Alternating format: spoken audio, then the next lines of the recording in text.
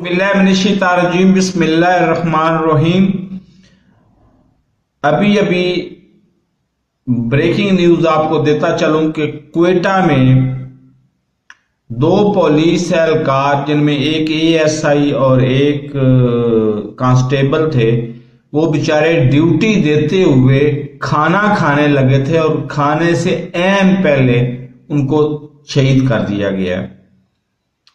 और दूसरी इतला यह भी है कि उनमें से एक तीसरा बंदा जख्मी भी है। तो कितने अफसोस की बात है कि जो एहलकार लोगों की हिफाजत करते हैं उनकी हिफाजत करने वाला कोई भी नहीं है।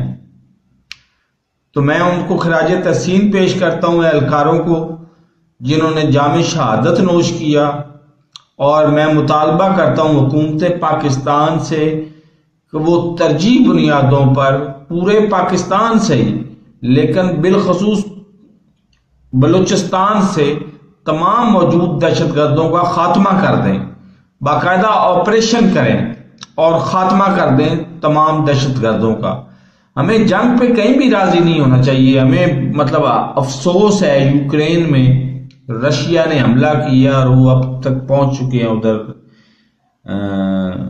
दारुल हुकूमत तक। तो इस पे भी कोई हमें खुशी नहीं है, मुझे गमी होती है। मैं अमन का खा हूं, लेकिन जो लोग मुझे गालियां देते हैं फिर उनका मैं यही कह सकता हूं जज़ाकल्लाह।